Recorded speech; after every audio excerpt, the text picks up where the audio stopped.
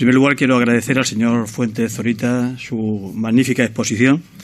Los que además somos amantes de temas históricos, nos encanta oír estas exposiciones.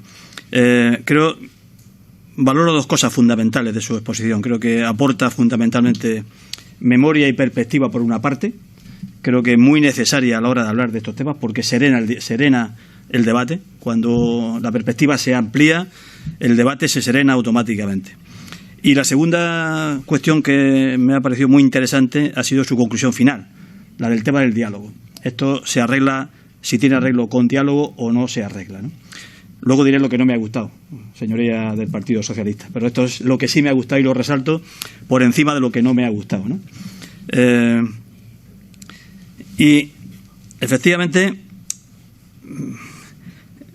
creo que a la hora de hablar de diálogo y a la hora de hablar de en fin, sentarse en torno a una mesa donde se producen los diálogos para buscar soluciones a la inequívoca situación de incertidumbre que tiene hoy en día el trasvase de cara al futuro, pues creo que, como en cualquier diálogo, para hacerlo realmente eficaz y profundo y certero, hay que aportar todos los elementos encima de la mesa.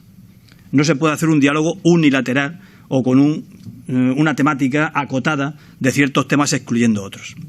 Y lo siento, señor Martínez Nieto, mire, los comunistas, como usted nos hace referencia siempre, a mí me encanta que nos se refiera a nosotros siempre con este término, intentamos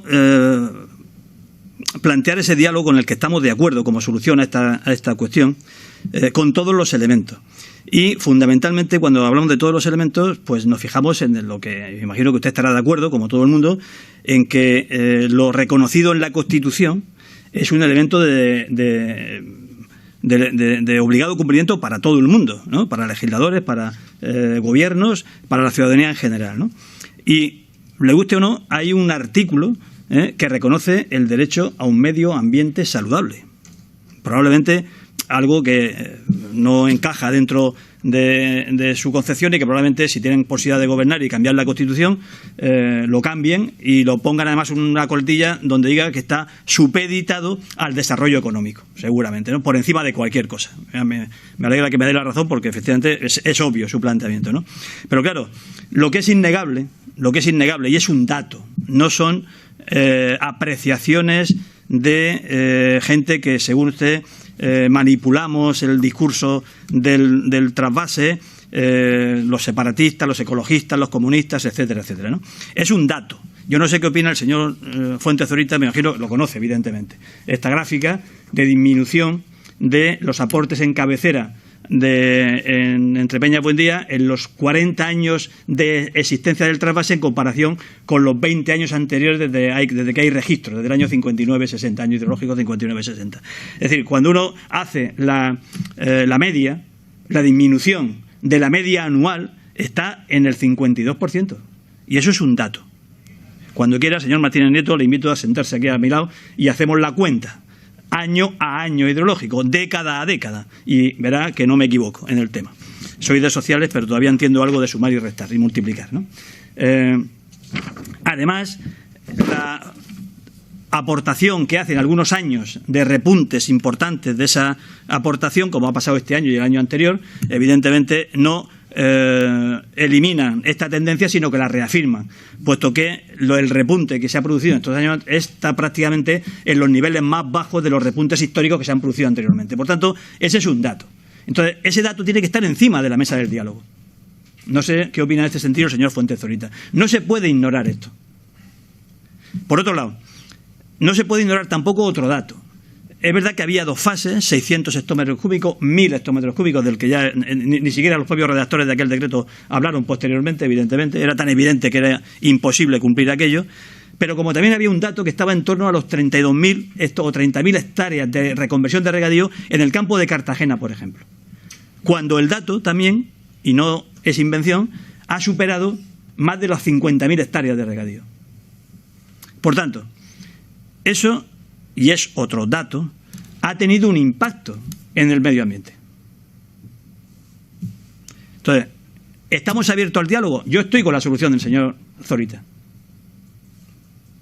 estoy con la solución que plantea el señor Zorita. Sentémonos en una mesa a dialogar sobre esto, sobre el futuro del regadío en la región de Murcia, sobre el futuro del trasvase Tajo Segura.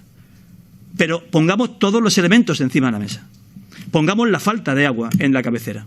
Pongamos el impacto que tiene la agricultura agrointensiva en los acuíferos de la región de Murcia. Hablemos de si es necesario o no una limitación a la extensión de la agroindustria intensiva y compaginarla con otro tipo de agricultura diferente. Esto, aunque me tachen de antimurciano, también tengo que decir que lo de la huerta de Europa está ya un poco sobrevalorado. Si vamos a los números, de huerta nada.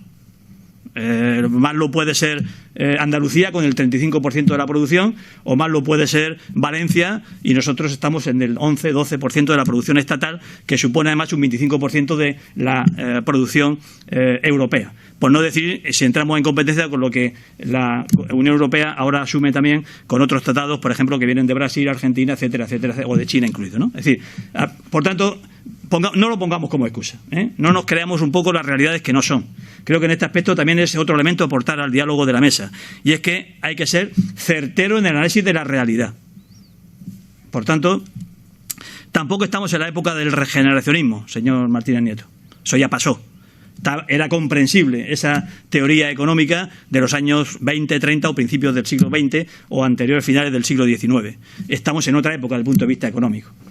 Y hoy no podemos, en los datos están ahí, cifrar que prácticamente la solución a eliminar al avance económico y social o al aumento de la riqueza y acabar con el hambre de aquella época, en fin, son otros parámetros. Son otros parámetros de producción. Finalizando, estamos enseguida. Castellano, por tanto, yo le plantearía al señor Zorita si puede darnos su opinión sobre estas cuestiones, ¿no? Sobre el tema del impacto ambiental del regadío, si es necesaria una planificación del regadío previa a una planificación de los recursos hidrológicos, en qué sentido.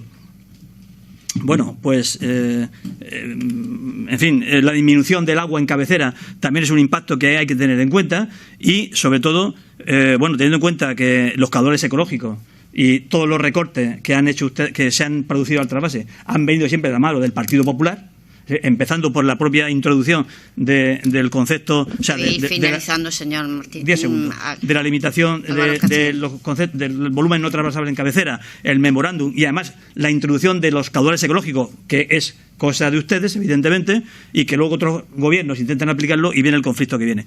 Todos esos elementos deben estar en la mesa de diálogo al mismo nivel de intereses que los intereses económicos de los regantes o de cualquier otra entidad, nada más.